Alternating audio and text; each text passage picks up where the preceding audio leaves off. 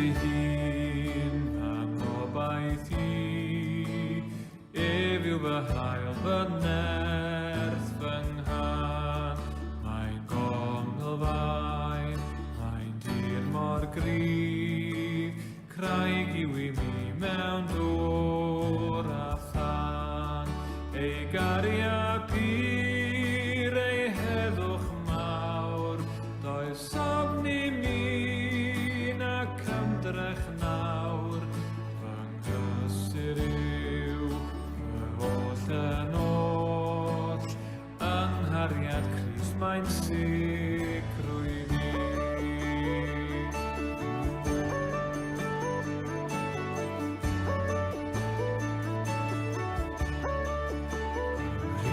Ei hun a wisgo gnawd, llawn derfyniw mewn baban bach.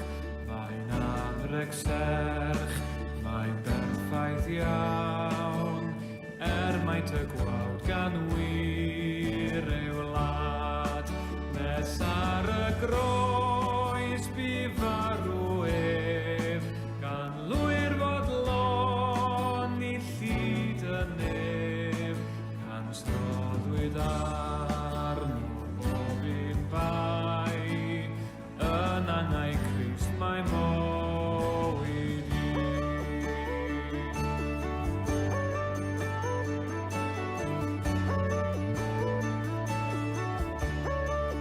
Rhaid rhoi ei gorff tan geiad bedd, nos di yn lladd golein i'r byd, ond llif o gras yn afon gref, cododd y Crist mae'n fyw o hyd.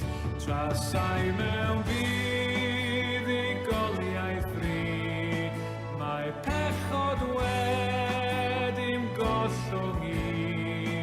Rwy'n eiddo ef, mae'n eiddo I fi, am fynedigaeth gwaed fy Nghrist.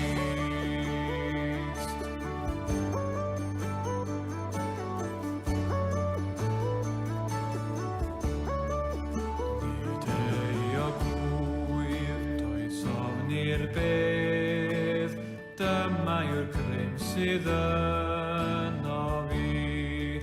Mae mywyd oll yn eiddo ef, Iesu sy'n arwain mi na'i'n rhydd. Na'i fastriw dyn ac uffern fawr, oddi wrth o'n hynny fyth I lawr. Nes daw yn ôl, neu'n alw I dre, yn rym yn bwys mi safa fi.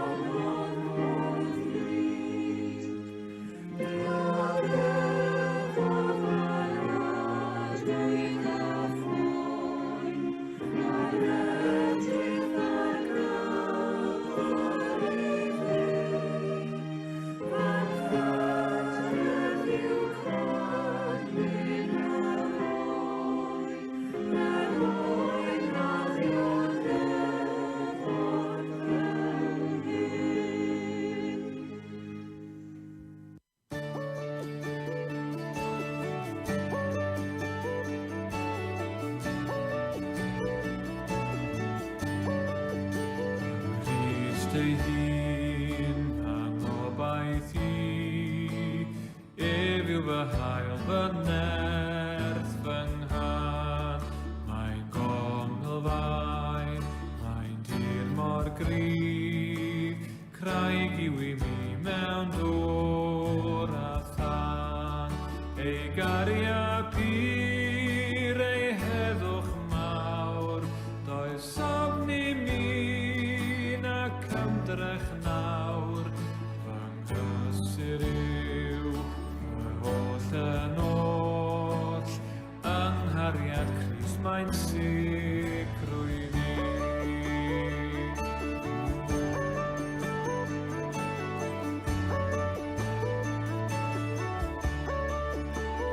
Crist ei hun, a wisgo gnawd, llawn derfyniw mewn baban bach. Mae'n anreg serch, mae'n berffaith iawn, maint y gwawd gan wir ei wlad. Nes ar y groes bu farw ef, gan lwyr fodlon i llyd y nef, gan stroddwyd arno.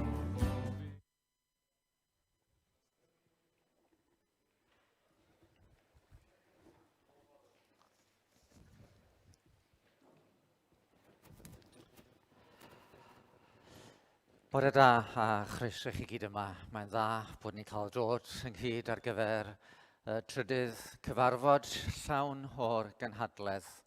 Mae'n dda cael gweld rhai wedi ymuno bore yma. Gobeithio chi fedru gwrando rhywfaint ddwy ar yr hyn glwson ni dan fendith yr arglwydd ddoe. Llawenydd ydy thema ac yn sicr mae'n llawenydd bod ni'n cael dod at ein gilydd a croeso hefyd i bob un sydd yn ymuno efo ni trwy gyfrwng y we. Da ni'n falch o gael eich cwmni ac yn gweddio bydd Duw yn parhau i'n calonogi ni gyda'n gilydd. Un o'r pethau dwi'n cofio am y gynhadleddau cynnar. Dwi wedi bod yn dod i'r gynhadledd ers 1974 sydd yn rhoi rhyw syniad i chi o ba mor hen ydw i. Ac un o'r pethau dwi'n cofio oedd yn y cynhadleddau cynnar yna, oedd diolchiadau tua diwedd yr wythnos, oedd yn cymryd llawer iawn o amser. Mae yna lawer o le i ddiolch, ond dyn ni ddiolchgar i ddechrau i awdurdodau coleg a staff y neuadd fawr am cael defnyddio'r neuadd fawr. Mae hynny yn beth braf. Ac yn ddiolchgar am y rhai sydd wedi bod yn gweithio tu ôl y llenni fel petai yn paratoi'r emyned yn ni'n ganu, yn paratoi gwahanol bethau. Diolch arbennig i staff y mudiad am y cyfan maen nhw wedi bod yn wneud ac i Siwan am ddod i helpu cadw trefn ar sain ac yn y blaen. Felly, cael rhai o'r diolchiadau heibio yn reit sydyn bore yma, rhag bod ni'n cymryd gormod o amser. Gadewch i ni wrando ar air yr arglwydd ychydig o adnodau o lyfr y Salmau. Bloeddiwch mewn gorfoledd i'r arglwydd, yr holl ddaear. Addolwch yr arglwydd mewn llawenydd, dewch o'i flaen a chan. Gwybyddwch mae'r arglwydd sydd y Dduw. Ef a'n gwnaeth, a'i eiddo ef ydym, ei bobl a defaid ei borfa. Dewch i mewn i'w byrth a diolch, ac i'w gynteddau a mawl. Diolchwch iddo, bendithiwch ei enw, oherwydd da yw yr arglwydd, y mae ei gariad hyd byth, a'i ffyddlondeb hyd genhedlaeth a chenhedlaeth. Gadewch i ni weddio.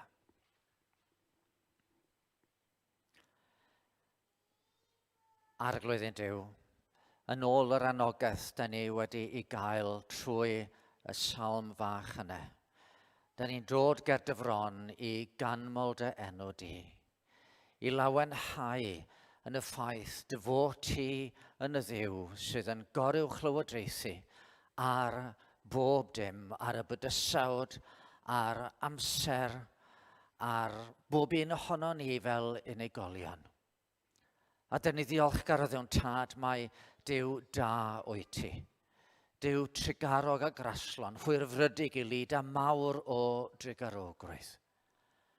A dyn ni'n llawenhau bore yma am mae dy ddymuniad di ydy yn bod ni wrth yn bodd, wrth i ni ddysgu mwy amdana ti. Am bod ni'n profi llawenydd wrth i ni gael golwg gwell ar yr hyn wyt ti yn ei wneud yn ein plith ni. Felly o Dduw yn tad, dyn ni'n gofyn am dy gymorth y bore yma trwy dy ysbryd glân, i ni gael daddoli di mewn ysbryd ac mewn gwirionedd. A gad i'n cyfarfod ni o'r dechrau i'r diwedd, fod yn peri bod ni'n rhyfeddu mwy a mwy at dy ogoniant di. Clyw ni trwy Iesu Grist yn harglwydd. Amen.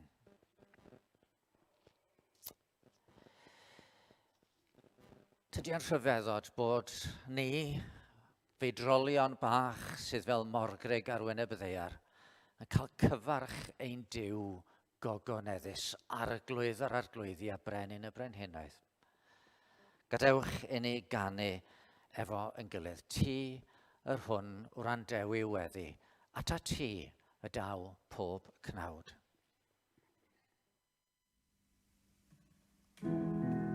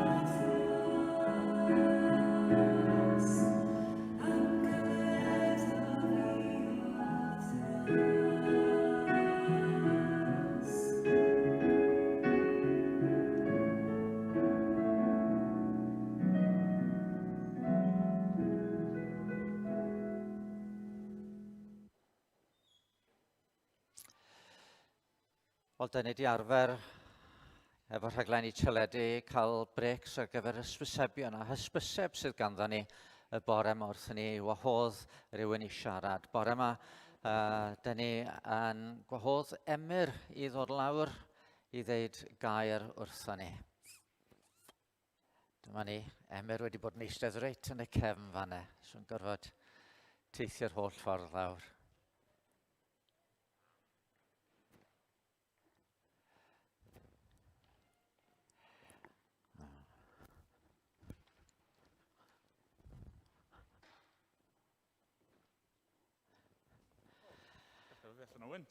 Na fo, mae fel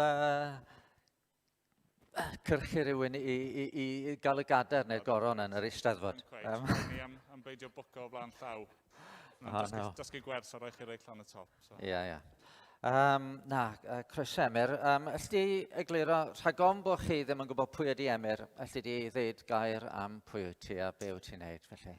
Fi yw Emyr, fi'n wr i Catrin ac yn dad i Ania, Elsie a Molly. Fi hefyd yn weinidog ar Eglwys Efengylaeth Gymraeg Caerdydd. Ac, wel, o'ch chi'n clywed bore ddo, o fis Medi, fi fydd yn trio cadw trefn ar Lois Adams. Wrth iddi ddod i ymuno Ania yn yr eglwys. Dyna fo, iawn. Yn ogystal â ffrygethu, a bugeilio, a holl beth eraill mae gweinidog yn ei wneud wyt ti hefyd wedi bod yn ysgrifennu. A mae gynnon ni lyfr sydd newydd ymddangos felly ar Effesiad. Felly di egluro chydig bach am pam wyt ti wedi ysgrifennu y llyfr? Cwestiwn anodd. Yn y pôn, am yr un reswm nes i, rai blynyddoedd yn ôl ysgrifennu llyfr tebyg ar Efengyl Marc. Yr ysgogiad tu ôl i hynny oedd teimlo bod yna ddim, neu bod yna ddiffyg adnoddau ar gyfer, wel, yn benna plant a phobl ifanc, pethau yn y Gymraeg mwyn i cynorthwyo nhw i ddarllen a deall gair Duw. A felly, fel dwi'n gweud, rai blynyddoedd yn ôl, dath llyfr allan ar Marc, ac yna mae hwn nawr y cam nesaf ar Effesiad. Pam Effesiad? Mae yna lot o resymau. O'n i'n meddwl byddwch chi falle'n gofyn hynny. Mae yna lot o resymau pam Effesiad. Ar lefel bersonol, achos fi wrth y modd efo yr epistol at yr Effesiad. Fi'n gwybod ni ddim fod i gael hoff ddarnau o'r ysgrythyr, ond rhaid cyfaddau dyma yw un o'n hoff rannau o air Duw. Ar lefel ymarferol, oedd e'n gwneud synwyr hefyd, achos yn yr eglwys, rai blynyddoedd yn ôl, wnaethon ni gyfres trwy'r llythyr, felly oedd lot o'r gwaith paratoi yna wedi cael ei wneud yn barod neu ochr yn ochr. Ond fi'n credu y reswm pennaf oedd e jyst yn teimlo'n naturiol. Yn ei ddechreuais i efo llyfr ar Marc, rhag ofn fod yna rhywun oedd yn darllen y llyfr oedd yn gwybod dim byd o gwbl. A dyna felly cyntaf i ddechrau yn dyfa efo un o'r efengylau yn cyfnodi bywyd a person a gwaith yr arglwydd Iesu. Mae'n naturiol wedyn o symud ymlaen i fynd at un o'r epistolau, rhoi blas o genre neu math gwahanol o lyfr, ond hefyd yn gam naturiol ymlaen. Dyna sydd ni wedi strwythu'r Testament Newydd yn tyfu. Mae dych chi'r efengylau, yn sôn am fywyd, am arwolaeth ac atgyfodiad Crist, ac yna mae dych chi'r epistolau yn dyfer, llythyrau yna sydd yn cymhwyso nawr. Sydd mae byw fel disgybl i'r arglwydd Iesu. Mae un dudalen fyny fanna, lle ti ddweud wrthyn ni am ffurf hwnna sut i ddefnyddio y llyfr felly? Mae'r diolch am y gosod a'r dylunio i Steff Job. Wedi bod yn brysur iawn chwarae teg iddo fe. Yn i'w syniad yw bod yna darlleniad, felly yn y gornel top chwith, darlleniad o air Duw, dyna'r peth pwysica. Os chi ddim yn darllen unrhyw beth arall, dyna'r peth i ddarllen. Wedyn mae'n ambell mae yna adran efo geirfa, os oes yna unrhyw eirfa falle sydd yn llai cyfarwydd. Cwpl o gwestiynau, falle i ddechrau cael eich hunan i feddwl. Wedyn mae yna rhyw destun bach gen y fi wedyn yn ceisio myfyrio neu esbonio chydig bach ar y darn.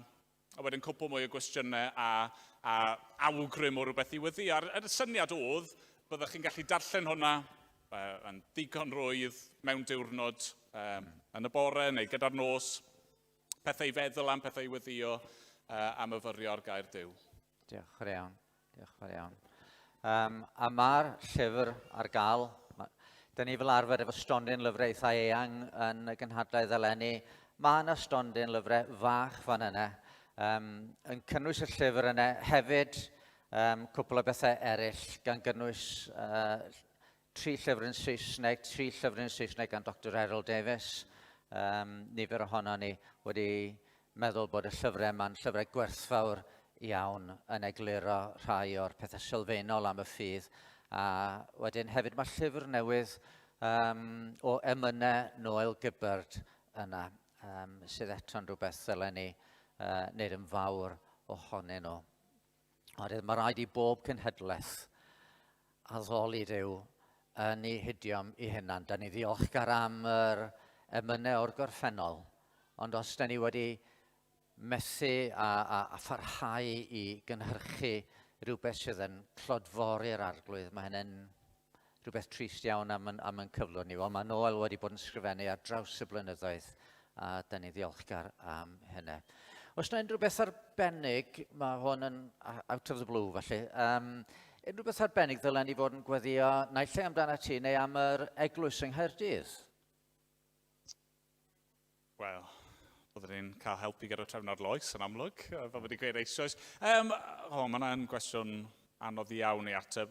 Fi'n credu o siarad gyda gweinidogion eraill, Cristnogion, aelodau o eglwysi gwahanol, yr un mathau o broblemau sydd wedi bod yn gwynebu ni gyd. Mae wedi edrych falle bach yn wahanol os ych chi mewn dinas neu yng nghefn gwlad, ond y reality yw mae'r un heriau sylfaenol ni wedi gwynebu.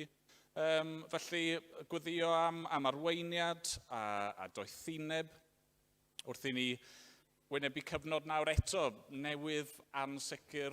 Gweddio bydd yr arglwydd yn defnyddio ni i wneud yr hyn mae yn gweld yn dda.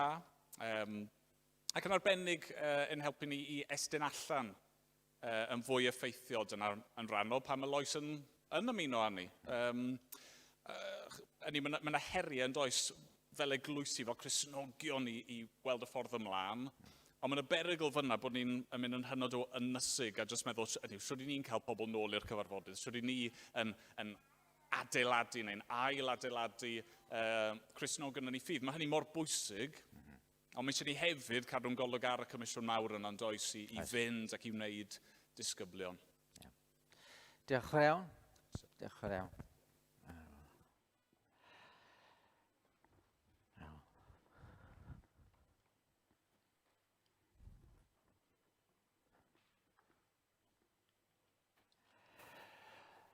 Ac unwaith eto, os ydych chi eisiau gwybod mwy, siaradwch efo Emyr yn ystod gynhadledd. Ac her i ni sydd yn weinidogion, da ni'n arllwys llawer iawn o waith i fewn i'n paratoi pregethau ac yn y blaen. Mae Emyr yn rhoi'r cyfan efo'i gilydd mewn llyfryn fel hyn, llyfr sydd yn gymorth i'r eglwysi. Felly, falle dylai rhai ohono ni weinidogion fod yn meddwl mwy ynglyn â gwneud y math yma o beth i baratoi adnoddau fel hyn. Gadewch i ni droi at air Duw. Darlleniad byr y bore yma o lyfr Habacuc yn yr Hen Testament.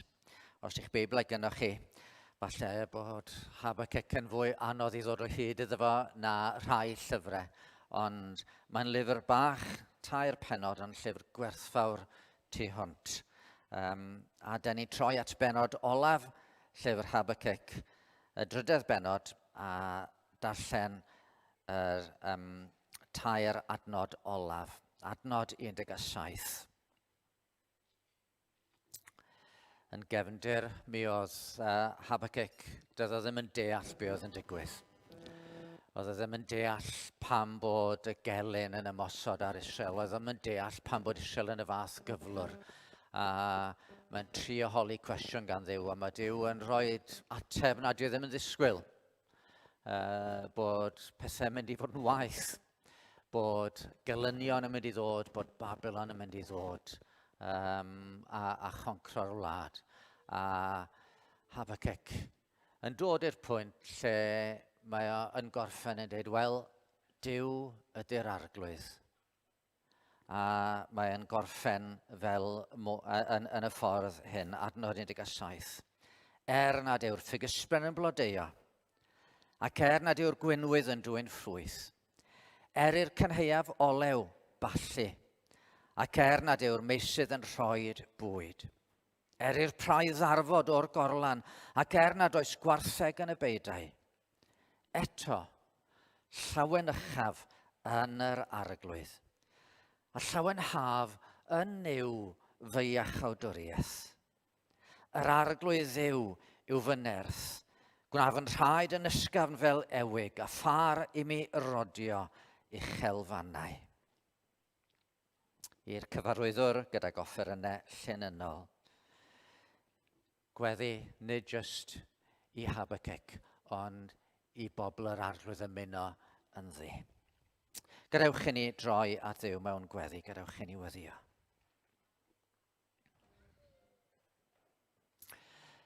Arglwydd yn Duw, wrth droi ato ti y bore yma, den ni'n gallu deall yn iawn ddryswch Habacuc wrth feddwl am gyflwr yn byd ni. Den ni'n ymwybodol unwaith eto bore yma bod sefyllfa'r byd yn ofidus mewn cymaint o wahanol ffyrdd. Ac o ddiwn tad yn bod ni'n byw mewn gwlad lle mae ganddo ni heddwch cymharol, yn bod ni'n byw mewn gwlad lle da ni'n cael byw bywydau sydd yn gyfoethog iawn yn hermau llawer iawn o'r byd ac yn gyfforddus iawn. Eto arglwydd yn Duw, da ni yn gweld yn gwlad ni, ddryswch a'r dryswch mwyaf i ni ydy'r tywyllwch ysbrydol sydd o'n cwmpas. Ac eto rwy ti'n Dduw bendigedig. Rwy ti'n Dduw sydd yn gweithio allan dy gynllun. Rwy ti'n Dduw sydd wedi addo y daw dydd pryd y gwneir pob peth yn newydd. Bydd diwedd ar bob drygioni. A mi fyddi di yn arglwydd yn Dduw oll yn fendigedig. A mi fydd y bobl di yn cael daddoli di mewn heddwch a chyfiawnder pur am dragwyddoldeb. Ac felly wrth i ni blygu ger y dyfron y bore yma. Da ni dod yn cyffesu'n waith eto yn hangen am i ti ddwyn dy gynllun yn ei flaen. Gwneler dy ewyllus o arglwydd yn hanes ni fel dy bobl. Gwneler dy ewyllus yn ein gwlad, fel gwlad sydd yn galw allan am gymorth, sydd yn gweiddi allan am drygaredd. Gwneler dy ewyllus ddewn tad yn ein byd, a deled dy deyrnas di. Ie, ryw ddydd deled y deyrnas mewn gogoniant llawn, ond yn awr deled y deyrnas wrth i bobl sylweddoli mae hyn ei gobaith nhw wedi pwyso ar yr arglwydd Iesu a'i waith drosom ar y groes. Ac wrth i ni wedyn cael ymuno yn dy waith mawr di o adeiladu dy deyrnas yma yn ein plith ni. Felly bore yma, da ni'n gofyn ar i ti ddwyn y gwaith yn ei flaen yn ein calonau ni. Da ni'n cyflwyno dy was Derek wrth y ddodi rannu'r gair gyda ni. Da ni'n gofyn o dad bydd yr ysbryd glân yn parhau i'w gynorthwyo i roedd o hyder wrth iddo fo rannu'r gair. A da ni'n gweddio dad y cawnynau glistiau i'w rando, calonau i ymateb, parodrwydd yn y newyllus i blygu i dy air di, a ffydd yn calonau i obeithio pethau da, ac arglwydd rhoi ni bore yma o'r foleth dy iachawdwriaeth a llawenydd yn dy air di. Clywyn gweddi trwy Iesu Grist, ein harglwydd a'n gwaredwr da. Amen. Cyn i ni ddod i wrando ar y gair, da ni am ganu.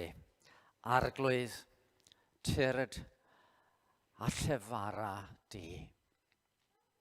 Dyma yn hiraeth ni di bod Dyw'n siarad, ac mae'r emyn yma un o emynau Stuart Townend sydd wedi cael ei chyfieithu'r Gymraeg. Mae'n emyn, pan weles i gynto ni wrth y modd, dyma'n emyn i roed cyn pregeth, achos mae'r emyn yma'n gofyn ar i ni ddim jyst gwrando, i ni ddim jyst clywed, ond bod Dyw yn y newid ni wrth i ni ganu. Felly gadewch i ni ganu yr emyn yma gyda'n gilydd.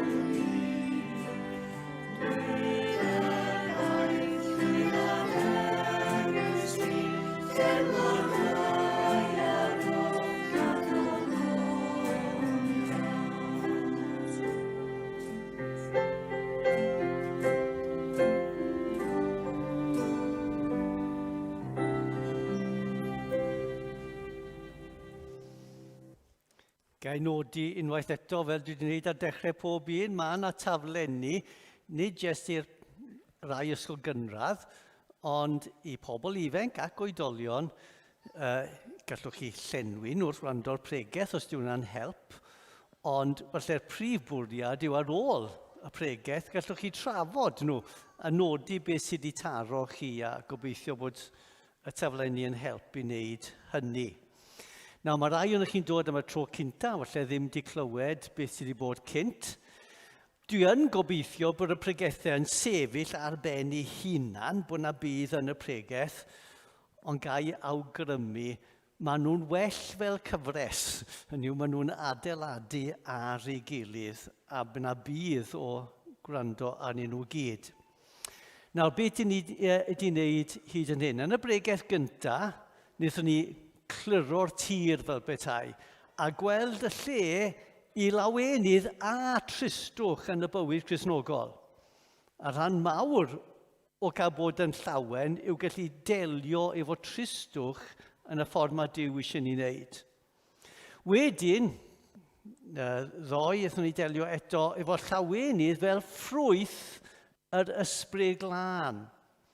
Sut mae'r ysbryd glân yn creu llawenydd yno ni, a mae'r hynny'n dod yn amlwg pan dyn ni'n llawenhau mewn pethau ysbrydol, pan dyn ni'n llawenhau amgylchiadau, a bod ni'n cael llawenydd sicrwydd.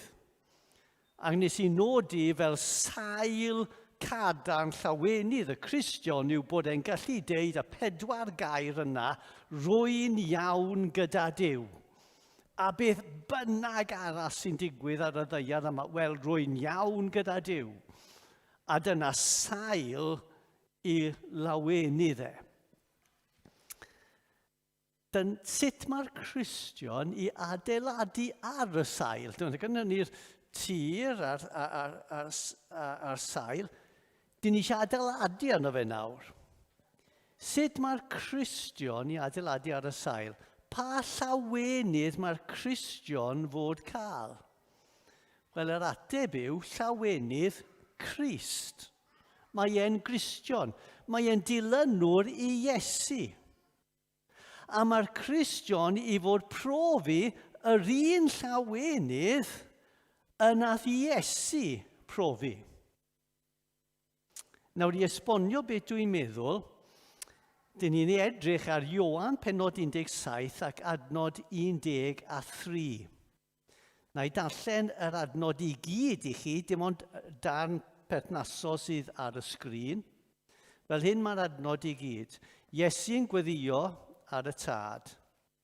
Ond yn awr rwyf yn dod ata ti y tad, mae jes cyn Gesemane ar groes, ac rwyf yn llefaru'r geiriau hyn yn y byd, mwyn i'm llawenydd i fod ganddynt yn gyflawn ynddynt hwy eu hunain. Medde Iesu, dwi eisiau i fy llawenydd fod ynddynt hwy ac i fod ynddyn nhw yn gyflawn. Beth mae'r adnod yn golygu pan mae'n dweud llawenydd Iesu? Yw i'm llawenydd, beth mae hwnna'n golygu? Nawr, mae'r rhan fwyaf esbonwyr yn esbonio fe fel hyn yn hollol gywir, right? Mae llawenydd Iesu yn cael ei gwrthgyferbynnu â llawenydd y byd. Mae pechod yn gallu rhoi llawenydd i chi, ond mae Iesu yn rhoi llawenydd gwahanol. A fel welon ni yn y pregeth cynta, mae yna llawenydd daearol cywir. Ond mae Iesu efo llawenydd mwy na jes llawenydd daearol. Ac felly maen nhw'n gweld y gwrthgyferbyniad yma rhwng llawenydd y byd a llawenydd Iesu. Nawr, mae hynny yn gywir mor bell ac mae e'n mynd. Ond dwi'n siŵr bod yr adnod yn golygu mwy na hynny. Pan mae Iesu Grist yn gweud fy llawenydd, sôn mae e am ei llawenydd ei hunan. Beth oedd yn gwneud fe ei hun yn hapus? A dyma'r darlun dwi eisiau roi i chi.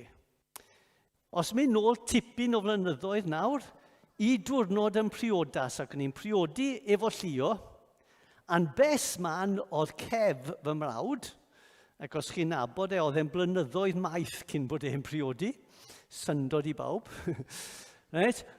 Ond oeddwn ni mor hapus ar diwrnod yn priodas, byswn ni wedi gallu troi at Cef, nes i ddim, ond byswn ni wedi gallu troi at Cef a deud rhywbeth fel hyn. Cef, Dwi mor hapus, dyma diwrnod ym mhriodas. Ryw ddydd, dwi eisiau ti profi llawenydd tebyg. Hynny yw, ryw dydd, dwi eisiau ti gael y llawenydd o priodi. Y llawenydd dwi'n teimlo nawr mewn priodi llio, dwi eisiau ti gael y llawenydd yna mewn priodi rhywun arall. Right? Ond dwi eisiau ti profi y llawenydd dwi yn teimlo. Nawr dyna beth mae Iesu Grist yn dweud yn y weddi fan hyn. Mae'n gweddïo'r y tad, ac mae'n gweud wrth y tad, o dad, mae gynno fi y llawenydd mawr yma. Dwi eisiau un disgyblion ni, dwi eisiau'r pobl sydd yn credu yno fi i brofi y llawenydd sydd gyda fi. Llawenydd Iesu ynom ni. Be sy'n syndod yw ble mae Iesu Grist yn dweud hyn. Dyw e ddim yn deud yn y priodas yn Cana. Mae'n dweud just cyn Gethsemane. Yn Gethsemane, mae'n mynd i weid, mae fy enaid i yn trist hyd angau. Ac ar ôl Gethsemane, mae'r cael ei bradychu a'i groeshoelio. Pryd hynny mae Iesu Grist yn deud, dwi eisiau'n disgyblion cael y llawenydd sydd gyda fi. Sy'n dysgu i fi bod gan Iesu Grist rhyw ffynhonnell dofn o lawenydd oedd yn gallu gwneud yn hapus neu yn bodlon hyd yn oed wrth wynebu Gethsemane ar groes. A'r ffynhonnell dofn yna o lawenydd y mae'n gweddio ar y tad, dwi eisiau i'n pobl i profi y llawenydd yma. Nawr, gai weid, ers blynyddoedd, dwi wedi deall yr adnod yma fel hyn, blynyddoedd maith yn ôl, a dwi wedi bod yn edrych a chwilio beth yw ffynonellau dofn llawenydd Iesu Grist wrth wynebu Gethsemane ar groes. A dwi wedi dod i 4 ateb. 4 prif ffynhonnell llawenydd dofn Iesu Grist. Nawr, dwi ddim yn deud bod nhw'r unig ffynhonnellau, ond dwi yn credu mae'r 4 peth mwyaf pwysig. Y prif pethau oedd yn gwneud Iesu Grist yn llawen, y 4 peth mae e'n gweddio, dwi eisiau i'r Cristnogion i ni i brofi y llawenydd yma. Dwi'n ni delio efo 2 ohonyn nhw bore yma. 2 ohonyn nhw prynhawn. Felly chi'n gweld bod y pregaeth yn rhannu. Ffynhonnell cynta dofn llawenydd Iesu Grist. Llawenydd Iesu mewn ufuddod. A be dwi eisiau wneud yw edrych ar llawenydd Iesu hun mewn ufuddod, sut oedd hwnna'n help iddo fe, a wedyn, sut gallwn ni llawenhau mewn ufuddod. Felly, yn gyntaf, llawenydd Iesu hun mewn ufuddod. Pan oedd Iesu yn wynebu Gethsemane, roedd yn llawenhau, dwi'n dweud, yn y ffaith yma, bod e'n gwneud yr hyn oedd yn ufudd i Dduw. A mae hyn yn cael ei pwysleisio yn yr hanes. Os ydych chi'n mynd i Gethsemane, chi'n ffindio yn yr hanes fyna bod Duw yn rhoi y prawf mwyaf eithafol ar ufuddod Iesu Grist. A ydych chi'n gweld Iesu Grist yn gweddio ac yn dweud y geiriau fel hyn, nid fel y myna fi, ond fel y mynu di. Gwneler dy ewyllus di. Nawr, y ffordd dwi'n hoffi darlunio fe yw mynd nôl i dyddiau cemeg yn ysgol. A'r athro cemeg yn gweud, dysgu ni am profion y metal. A'n gweud, un o'r ffordd ych chi'n profi, os di rhywbeth yn metal, medda fe, yw chi'n wacio fe gyda morthwl. Ac os di'n plastig, mae'n torri'n ddeilchion, ond os di'n metal, mae yna metallic ring. Chi'n clywed y tinc metalaidd. Nawr, yn Gesemane, mae Duw y Tad yn profi efuddod Iesu Grist. Ac mae'n gwneud trwy cymryd morthwl. A'r morthwl yma, os gael darlunio fe, yw mae'n agor i fyny meddwl a calon Iesu Grist i ddeall beth sydd o'i flaen e. A mae fel petai yn dod ac yn hitio Iesu Grist ac yn deud, wyt ti'n styried bod ti'n mynd i gael dy chwipio a ti'n mynd heb gwsg a maen nhw'n mynd i hoelio ti trwy dy ddwylo a dy draed a mae'r disgyblion i gyd a'r lleill mynd i dy adael di a bydde ti'n noeth ar y groes a pawb yn chwerthu'n i pennau amdano ti yn wrthodedig a ti'n mynd i farw. A mae Iesu Grist yn gweddio, yn onest, dwi ddim eisiau fe. Yn naturiol, ni ddim eisiau pethau fyna, ond medda fe, nid fel y myna fi, fel y mynu di. Dyna'r tinc metalaidd, tinc i fuddod. A wedyn, mae fel betai Duw yn hitio fe eto. Ac mae fel ta'n agor meddwl Iesu Grist i sylweddoli, wyt ti yn sylweddoli y byddai yn dy adael di ar y groes. Byddai'n troi yng nghefn wrtho ti, a byddai'n cyflwyno ti i Satan, i pwerau'r un drwg i wneud efo ti y gweitha gallan nhw ar y groes. A mae Iesu Grist yn gweud bod e ddim eisiau fe, ond mae'n gorffen i gweddi, gwneler dy ewyllus di. Tinc i fuddod.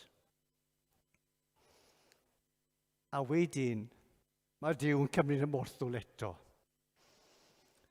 Ac mae'n hitio fe ac yn dweud, wyt ti'n sylweddoli bod holl pechodau erchill dynol ryw, atrocities ryfel, balchder gweithio a rhagryth, y fath o bethau sy'n horrible hyd yn oed i sôn amdano, bod holl pechodau dynol ryw yn cael ei gosod arno ti, a byddai'n ymateb i ti fel petai ti wedi wneud y pethau yna i gyd, a bod di gofaint fflamllyd, ffyrnig fi yn erbyn y pechodau yna mynd i syrthio arna ti.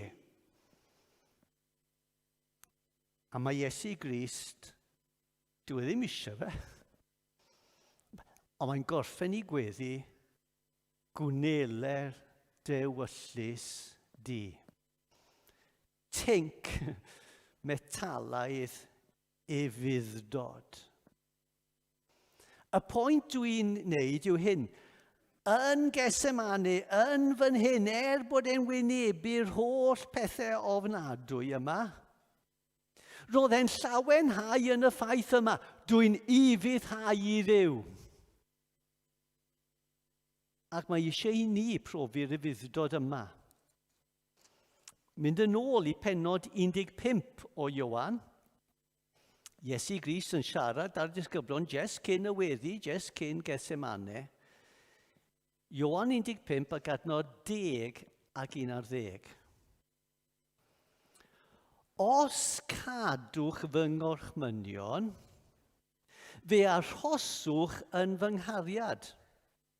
Yn union fel rwy fi wedi cadw gorchmynion fy nhad ac rwy fy'n aros yn ei gariad ef. Nawr, mae yna brec bach paragraff. A dyn ni'n sylwi fod yr adnod nesaf yn dilyn. Meddai Iesu Grist, dwi'n cadw gorchmynion Duw ac yn aros yn ei gariad. A mae'n deithio nhw pam dwi'n deud hyn. Adnod 11. A rwyf wedi dweud hyn wrthych mwyn i'm llawenydd i fod ynoch. Ac eich llawenydd chwi fod yn gyflawn. Chi'n gweld beth mae Iesu Grist yn dweud? Pam dwi'n deitho chi bo fi yn ifydd i'r tad? Pam dwi'n deitho chi bo fi eisiau cadw gorchmynion Duw? Mwyn i chi cadw gorchmynion Duw fel bod chi'n teimlo yr un llawenydd dwi yn teimlo o ifyddhau i Dduw. Felly y pwynt cynta dwi eisiau gwneud, ffynhonnell dofn cynta llawenydd Iesu Grist yw bod e'n ifyddhau i Dduw. A mae Iesu Grist yn deud wrth y disgyblion, dwi'n deitho chi hyn mwyn i chi, dwi eisiau chi profi'r llawenydd yma o ifyddod. Ac yn pennod 17, mae'n gweddio ar Dduw yn gweud, dwi'n gweddio hyn yn eu cliw nhw, a fi'n gweddio bydden nhw yn cael profi y llawenydd yma sydd yno fi. Felly, gadewch i ni edrych. Ni wedi edrych ar Iesu yn cael llawenydd mewn ifyddod. Llawenydd ni mewn ifyddod. Na ga i ddeud, mae yna 2 ffordd i ni ifyddhau mewn ifyddod. A mae'n bwysig iawn bod ni'n deall hyn neu byddwn ni'n creu problemau. Mae yna llawenhau yn ifyddod Iesu, a mae llawenhau yn ifyddod ni. Nawr, beth dwi'n golygu wrth hwnna, mae eisiau fi ni chydig bach o esbonio. Cynta i gyd, mae'r Cristion yn llawenhau yn ifyddod Iesu. Paidwch byth a dibynnu ar eich ifyddod chi mwyn cael llawenydd. Dych chi ddim digon ifydd. Byddwch chi'n methu. Cyfiawnhad yw Duw yn cymryd ifyddod perffaith Iesu Grist, yr ifyddod gafodd ei profi i'r eithaf yn Getsemane ac yn cael ei cyfri i chi. Dwi wrth y modd yn deud hyn. Mae'r cyfiawnder sy'n cael ei cyfri i chi, nid cyfiawnder hypothetical yw e. Nid rhyw theori o gyfiawnder, nid syniad o gyfiawnder. Ond cyfiawnder Iesu Grist. Ifyddod fe sy'n cael ei cyfri i chi. Fel betai chi wedi byw bywyd perffaith. Fel betai chi wedi wneud yr holl bethau oedd Iesu Grist wedi wneud. Fel betai chi wedi mynd trwy profi ifyddod Getsemane ac wedi dod allan yn ifyddod pur, perffaith. Pam di chi a fi yn dderbyniol gerbron Duw? Achos bod ifyddod Iesu Grist wedi cael ei cyfri i ni. A mae hwnna'n rhoi llawenydd. Mae e'n rhyfeddod. Llawenydd, ifyddod Iesu Grist, mae Duw yn edrych arno fi fel betai fi wedi bod mor ifydd a hynny. Nawr, dyn ni'n dechrau trwy llawenhau yn ifyddod Iesu. Ond dych chi ddim yn gorffen fyna. Dych chi wedyn yn llawenhau yn ifyddod chi eich hunan. Beth mae hwnna'n golygu? Wel, dwi'n yn anodd yn syml iawn, beth mae'n golygu yw, Y ffordd i fod yn hapus yw bod yn ifydd. Mae pechod yn arwain at tristwch. Ydych chi eisiau fod yn llawen? Cadwch gorchmynion Duw. Dyna sy'n rhoi llawenydd. Mae mor basic. Ydych chi'n credu fe? Pan mae temptasiynau'n dod, maen nhw'n ceisio gwirdroi hynny. Mae'r byd yn deitho chi bod gorchmynion Duw fel pethau sy'n atar llawenydd. Spoil sport yw Duw sy'n stopid chi cael llawenydd. Mae Salm 119, adnod 14. Mae yna gwmynt o adnodau o'r Salm bys ni wedi gallu dewis, ond dyma fe. Ar hyd ffordd dy farned i geithau, cefais lawenydd, sydd uwch law pob cyfoeth. Meddwl fe, mae yna llawenydd gwell nag unrhyw llawenydd deiarol. Ble? Mewn cadw gorchmynion Duw, mewn bod yn ifydd. I Iesu Grist, roedd y ffaith i bod e'n ifyddhau i Dduw yn rhoi bodlonrwydd hyd yn oed wrth wynebu'r groes. A mae eisiau i ni gwybod beth yw llawenydd ufuddod. Hyd yn oed ufuddod anodd. Yn yw yn y nefoedd, bydd ufuddod yn hawdd. Ond ar y ddeiar, falle bydd yna ufuddod ddim mor anodd ag ufuddod Iesu yn Gethsemane, ond bydd e'n anodd a bydd e'n treial. Ond mae eisiau chi profi'r llawenydd, i fod wedi bod yn anodd, bod chi wedi ufuddhau i Dduw. Dyna felly dwi'n gweld fel ffynhonnell cyntaf llawenydd dwfn Iesu Grist. Yr ail ffynhonnell. Mae Iesu yn llawenhau yn ei bobl. Nawr, mae hyn yn weddol amlwg. Mae un o ffynhonnellau dwfn llawenydd Iesu yn wyneb y groes yw bod e'n llawenhau ym mhobl Dduw. Hynny yw, mae e'n gwneud rhywbeth anodd, ond mae o bydd rhyfeddol i pobl eraill. Felly mae'n falch o wneud mwyn y pobl yna. A mae Iesu Grist, bod y groes yn dioddefaint ofnadwy iddo fe, dim yn geiriau ffordd iawn, ond mae'n falch o wneud ein mwyn ni. Mae'n llawenhau ym mhobl Dduw. Nawr, sylwch beth yw'r gair dwi wedi defnyddio, llawenhau. Nid jyst trigarhau. Dychmygwch nawr bod chi'n gofyn i fi, beth mae perthynas ti fel efo lluo dy wraig? A bod fi'n deud rhywbeth fel hyn, chi'n bod, dwi wir yn tosturio wrthi. Dwi'n trigarhau wrthi. Go iawn. Bysa chi'n meddwl bod yna rhywbeth odd yn y merthynas i efo lluo, os bys ni jyst yn gweud bod fi'n tosturio ac yn trigarhau. Dwi'n falch cael deud, dwi'n llawenhau yn lluo. A mae'r eglwys yn briodferch i Iesu Grist. Dyw e ddim jyst yn tosturio wrthyn ni, dyw e ddim jyst yn trigarhau wrthyn ni, mae e'n llawenhau yno ni.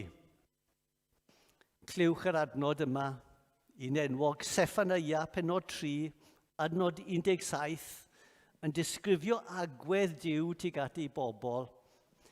Fe orfoledda'n llawen ynot, ath adnewyddu yn ei gariad, llawen ycha ynot a chan. A mae'r llawenydd yma yn cael ei ddangos mewn wahanol ffyrdd. Mae'n cael ei ddangos gyda'i gyd yn y ffordd mae Duw yn achub ni. Dyw e ddim yn achub ni os gai osod e fel roi cardod i cardotyn tu allan i Aldis, a chi'n rhoi rhywbeth iddo fe, hyd yn oed rhoi rhywbeth mawr iddo fe, A dyna fe chi wedi helpu fe o'n gadael e. Nid dyna iachawdwriaeth. Iachawdwriaeth yw priodi rhywun I mewn I perthynas tragwyddol. Mae Duw nid yn rhoi cardod I ni allan fyna. Mae'n achub ni I fod yn eiddo iddo fe a'i nabod e am byth. Yn yw nid cardod, priodi ydy hwn. Mae'n llawenhau yno ni. Be sydd gan Dduw ar ein cyfer ni? Anrhydedd ag ogoniant yn y nefoedd. Yn yw mae eisiau tywall bendithion arno ni sydd tu hwnt i'n gallu ni I ddeall. Mae Iesu yn llawenhau ac yn gorfoleddu ym mhobol Dduw. Felly, rhaid I ni llawenhau yn yr eglwys. Ni'n wrtho'r gair eglwys fel pobol Dduw, nid unrhyw eglwys lleol, ond bydd yn cariad ni at pobol Dduw yr eglwys cyffredinol yn cael ei ddangos yn lleol. Adnod sy'n dangos hyn, esiampl Paul, 1 Thessaloniaid 2, adnod 19 I 20.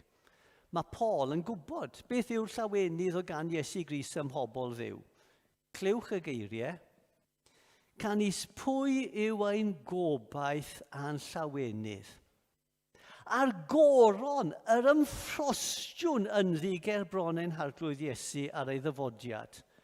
Pwy ond chwi y hunain. Ie, chwi yw ein gogoniant a'n llawenydd. Mae Paul yn sôn wrth yr eglwys yn Thessalonig. A meddwl fe, chi yw'n llawenydd, chi yw'n gogoniant ni. Dwi wrth y modd, chi fel coron I fi. Dwi'n llawenhau ym mhobol Dduw.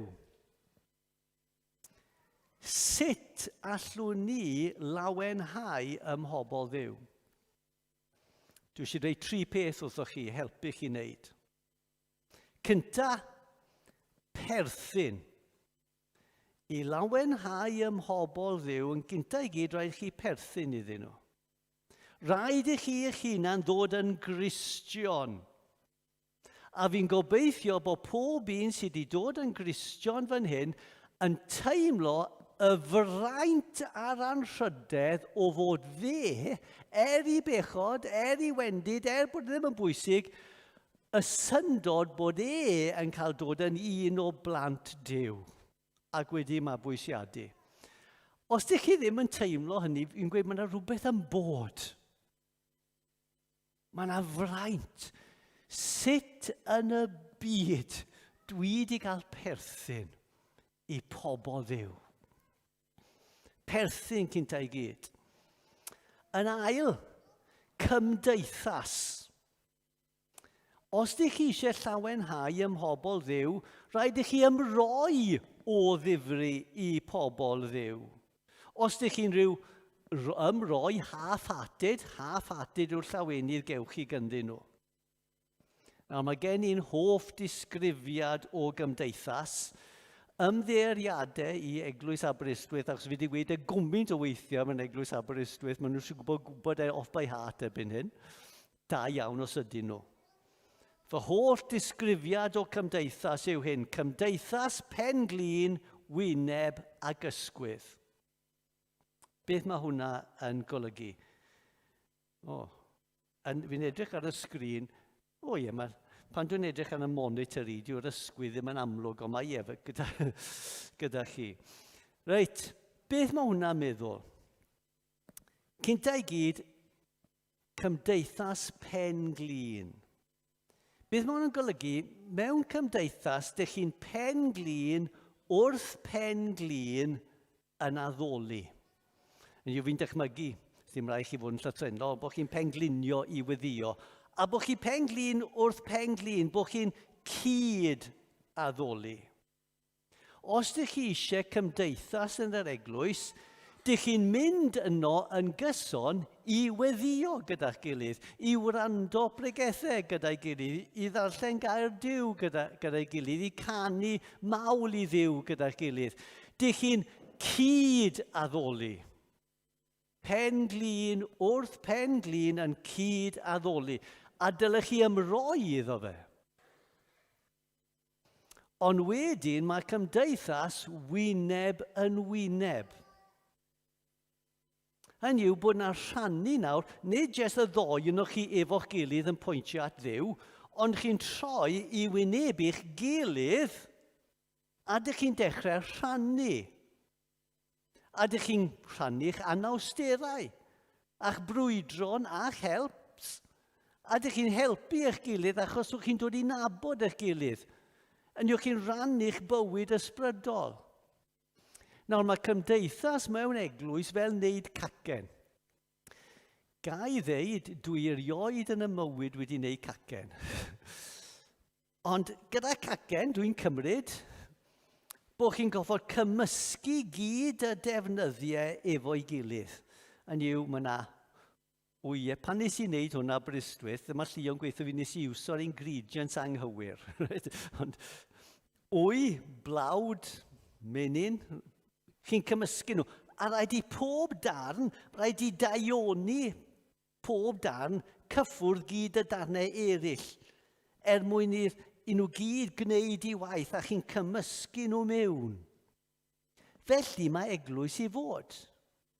Ac fel mae'n digwydd, nid jes bod chi'n cymysgu nhw mewn i wneud cacen, rhaid i fe fod yn y ffwrn a cael gwres. Yn yw, dych chi ddim yn cael cymdeithas iawn tan bod chi bod trwy rhyw cyfnodau anodd gyda'ch gilydd ac yn goffod godda'ch gilydd. A chi'n goffod bod yno, yn ôl y resipi, am amser. A pan dych chi yn cael y rhannu yma trwy problemau am amser, mae'n dod mas â cacen hyfryd. Chi'n cael cymdeithas efo'ch gilydd. Nawr dyna sut dylech chi fod yn yr eglwys. Dyw'r eglwys ddim yn marblis mewn pot jam. Beth dwi'n meddwl wrth hynny? Chi'n gallu cael pot jam, mae'n un pot, a mae gyd y marblis i fewn, ond dyn nhw ddim yn cymysgu. Maen nhw jyst yn yr un peth sy'n dal nhw. A gallwch chi mynd i'r eglwys, a chi yn yr un adeilad, ond dych chi ddim yn cymysgu. Nid dyna fel mae fod. Ond chi'n cael cymdeithas go iawn efo'ch gilydd ac yn ymwneud efo'ch gilydd. Felly mae cymdeithas yn golygu penglin wrth penglin, wyneb yn wyneb, ond mae yna trydydd rhan, a dyma'r rhan falle mae pobl yn anghofio mwyaf. Ysgwydd wrth ysgwydd yn y gwaith. Dych chi'n ymroi i wasanaethu yn yr eglwys yn ôl eich doniau. A mae doniau mor wahanol, ond mae gan pawb rhywbeth i wneud. Dych chi'n ystyried eich hunan yn was i bawb arall sydd yn yr eglwys ac yn awyddus i helpu. Nawr mae yna adnod yn y Beibl, a fi'n credu bod yn yr Hen Testament, sy'n sôn bod ni fod fel un ysgwydd. Wel, dyna beth mae'r gwreiddiol yn deud, mae wedi cyfieithu'n wahanol. Ac gallai ddim, o'n i wedi pregethu yn y fe rhywbryd, a gallai ddim cofio yn y byd lle mae e. A falle fi'n gweld bod yna un arbenigwr Hebraeg, mae falle byddai chi deitho fi lle mae e ar y diwedd. Ond mae'r fath o darlun sgrym rygbi. Dyn ni gyd yn un ysgwydd mewn efo'ch gilydd. Ydych chi yn blino weithiau neu gwaith i'r eglwys? Ydych chi'n teimlo, mae rhaid fi wneud hyn a'r llall? A chi'n gweud, mae hwn yn gwaith caled. Da iawn! Da iawn! Dych chi'ch ysgwydd yn y gwaith. Ac felly, os dych chi eisiau cymdeithas, ceisiwch cymdeithas penglin, wyneb ac ysgwydd. Mae yna un beth arall. Dyn ni'n perthyn, dyn ni'n cael cymdeithas gobaith. Chi'n gweld, os dyn ni jyst yn edrych ar yr eglwys fel mae e nawr, gallwch chi torri'ch calon.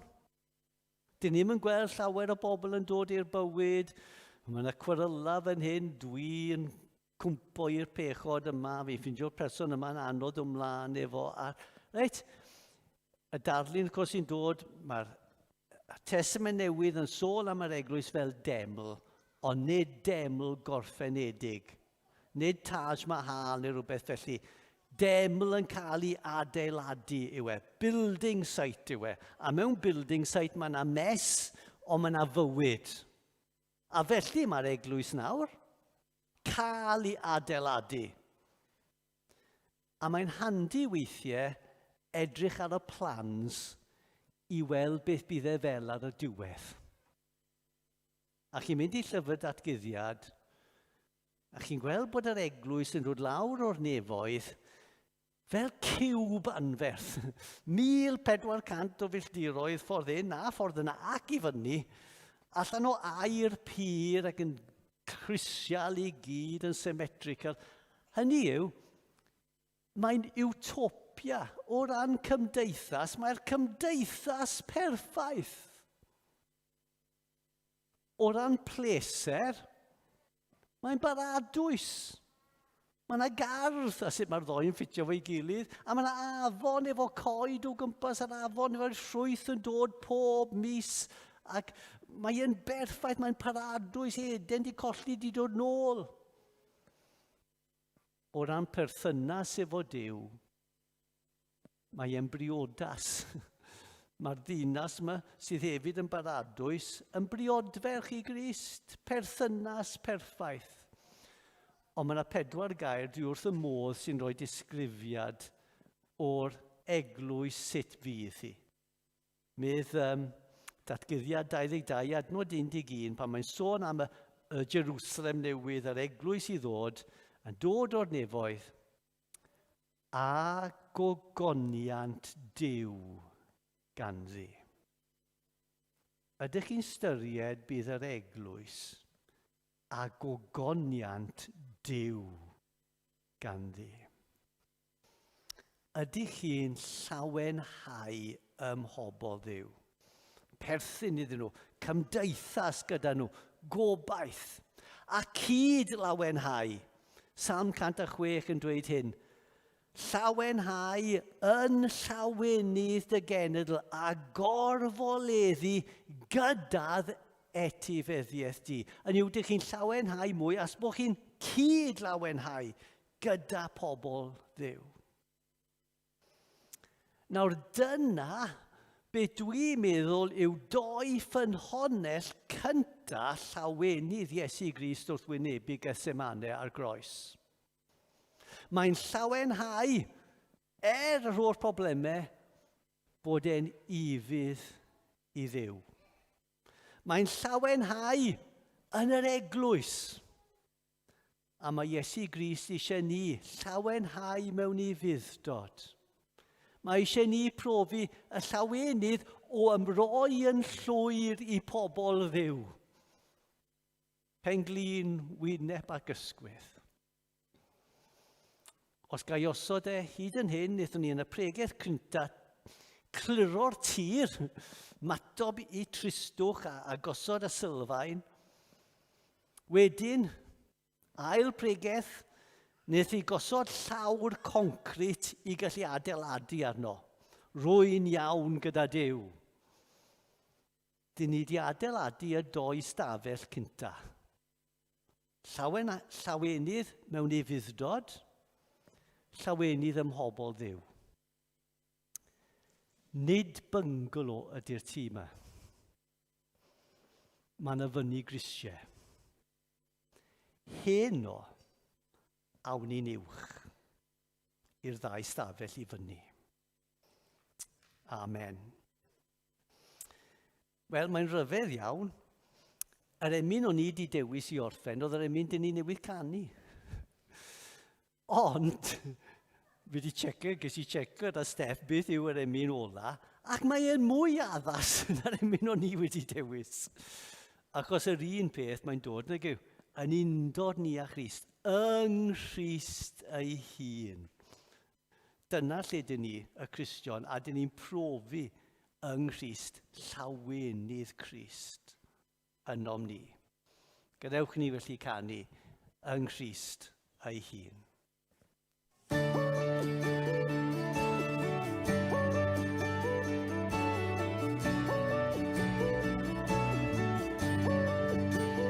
Christ ei hun, hango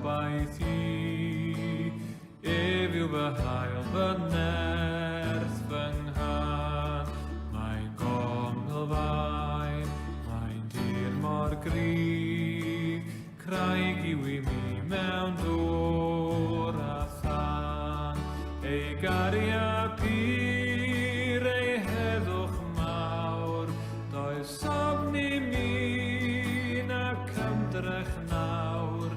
Fy ngysur yw fy holl yn oll, Anghariad Crist mae'n sicrwydd I.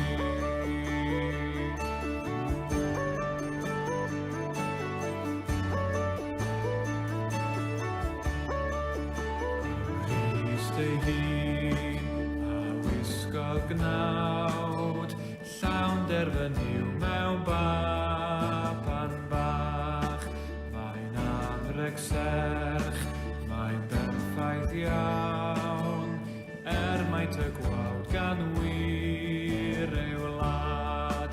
Nes ar y groes bu farw ef, gan lwyr fod lon I llyd y nef, gan stroddwyd arno bob un bai, yn anau Crist mae mywyd I.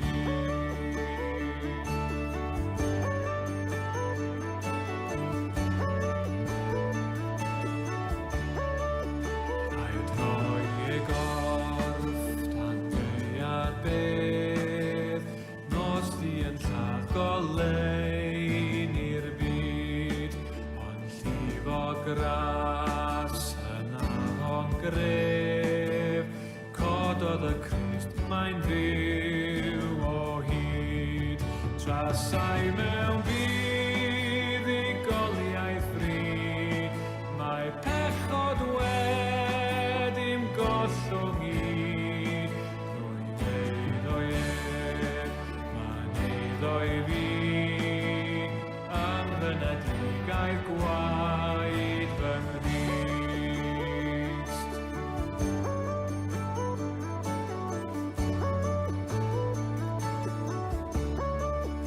Nid ei o gwyr, does ofni'r bedd, dyma yw'r grym sydd yno fi.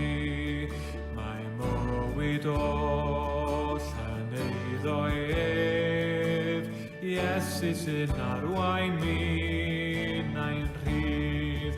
Na'i fastriw dyn ac uffern fawr, oddi wrth o'n hynny fyth I lawr. Nes daw yn ôl, neu'n alw I dre, yn rhywun fy gwrs mi safa fi.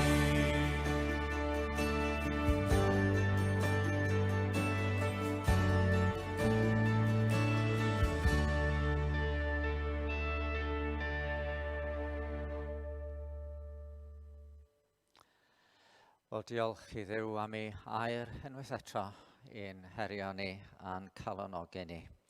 Dewch yn ôl am 4 gloch I ni fedru addoli efo'n gilydd. Hefyd cofiwch am yr awr I blant am 2 o'r gloch wrth y ganolfan hamdden y ganolfan chwaraeon sydd ddim ymhell o fan yma. Cafwyd amser gwych ddoe, mae'n debyg. Ond gadewch I ni roi yn hunain unwaith eto yn nwylo ein harglwydd a'n Duw. O Dduw ein tad, fe weddiodd yn gwaredwr gan ddweud, o Dad, am yr rhai rwyt wedi rhoi I mi, fy nymuniad yw iddynt hwy fod gyda mi, lle rwy fi, mwyn iddynt weld fy ngogoniant. Arglwydd yn ein hiraeth ni. Dyna fydd yn hannog ni unwaith eto I lawenhau yno ti. A da ni'n gofyn o Dduw ar un I gael myfyrio yn y gwirioneddau mawr yma rydyn ni wedi clywed y bore yma. Ac wrth fyfyrio I ber iddyn nhw gynhesu'n calonau, fel yn bod ni'n bobl sydd yn fwy na choncwerwyr trwy'r hwn a'n carodd ni. Amen.